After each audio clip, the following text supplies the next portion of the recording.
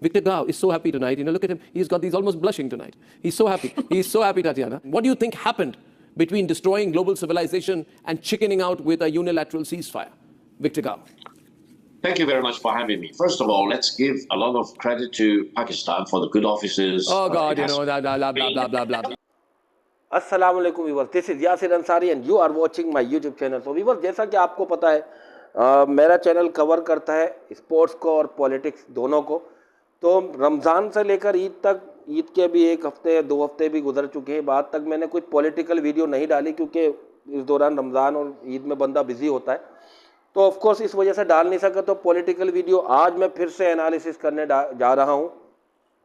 अर्नब गोस्वामी, मतलब गिरा हुआ आदमी अर्नब गोस्वामी, उसने एक ऐसी बचकाना हरकत की है जिसका मजाक उसके वहाँ के ही बंदे उड़ा रहे हैं।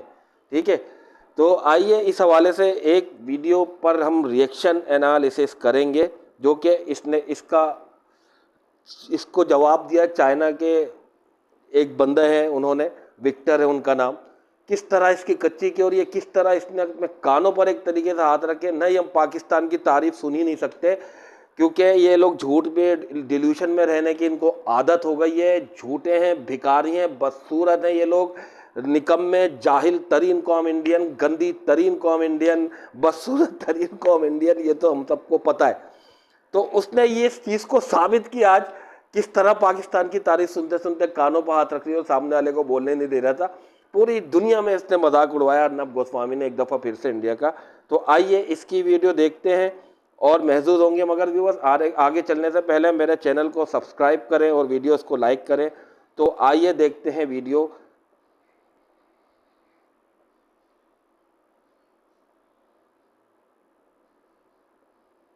Right, to see the American president rub his nose in the ground, right?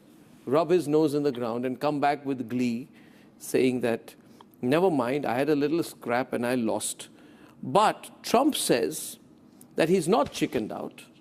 Trump supporters say that he's being pragmatic and not surrendering. What do you think happened between destroying global civilization and chickening out with a unilateral ceasefire? Victor Gao. Thank you very much for having me. First of all, let's give a lot of credit to Pakistan for the good offices. Oh God, सब बोल लिया बला बला बला करके। ओ God, जलन साफ नजर आ रही है, फिटकार साफ नजर आ रही है, इसकी आंखों में नींद साफ नजर आ रही है। इसको चमाटे मार मार कर बिठाया जा रहा है मोदी की तरफ से कि बेट, पाकिस्तान के खिलाफ तुझे बोलना पड़ेगा, जैसे कि नाच, आज तुझे नाचना पड़ेगा। बसंती वगैरह को नचाया था ना गब्बर ने, बिल्कुल उसी तरह इसके साथ सीन हो रहा है। अर्नब गोस्वामी की तरह लग रहा है ये जबरदस्ती ये हरकतें कर रहा है, क्योंकि एक बच्चा भी ये करते हुए सोचेगा यार, अपने मुल्क की इतनी बेइज्जती करा रहे, सारे इंटरनेशनल मीडिया बैठी हुई है जिन लोगों से इंटरव्यू हो रहा है। तो क्या देखें, दोबारा मैं फिर रिएक्शन सुनाता हूँ इसका। ब्ला ब्ला ब्ला ब्ला ब्ला ब्ला blah blah blah blah blah blah blah blah. Come on, Victor Gao. The draft for the Pakistanis was put out by the White House. हम लोग क्या भेजें, खुद अपने पर लानत भेज रहे हैं इनके मीडिया वाले भी ना।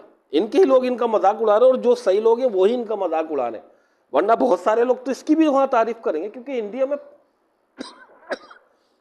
जहालत सबसे ज्यादा। व्यूअर्स समझिएगा मेरी बात, इंडिया में सबसे ज्यादा जाहिल है, सबसे बड़ा परसेंटेज जाहिलों का इंडिया में, सबसे बड़ा परसेंटेज। अब कोई ये नहीं बोले कि आप वहाँ की आवाम सबसे ज़्यादा है इस वजह से, वो तो चाइना की भी है भाई। और चलें ये भी हटा दें, आप वहाँ के आवाम का रेशो निकाल लें और लिटरेसी, बदसूरती और जहालत और गरीबी, आप ये रेशो निकाल लें दूसरे मुल्कों का, उतनी। फॉर एग्जाम्पल किसी मुल्क की आवाम 25 लाख है, 25 करोड़ है, किसी मुल्क की आवाम 30 करोड़ है ना, वो 30 करोड़ इन पर रखें और उसका परसेंटेज और उस मुल्क के परसेंटेज निकाल लें। सबसे गरीब मुल्क इंडिया, सबसे बदसूरत, ये तो अटेस्टेड है दुनिया में, सबसे बदसूरत तरीन दिखने में जो लोग हैं वो इंडिया में, सबसे जाहिल कौम इंडिया, सबसे भिखारी कौम, रोडों पे सोने वाली इंडिया। 90% आबादी इंडिया की बाहर सोती है और 95-90% के पास शौचालय, जिनको ये बोलते हैं वॉशरूम की सहूलत भी नहीं है, बाहर जाके हकते हैं ये।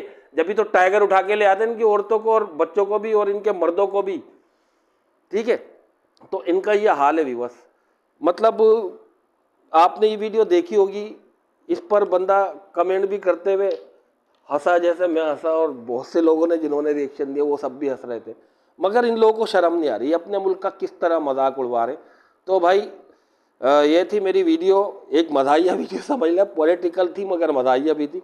मिलते हैं नेक्स्ट वीडियो के साथ, तब तक के लिए आप अपना और अपना आसपास के लोगों का बहुत ख्याल रखिएगा। अल्लाह हाफिज़।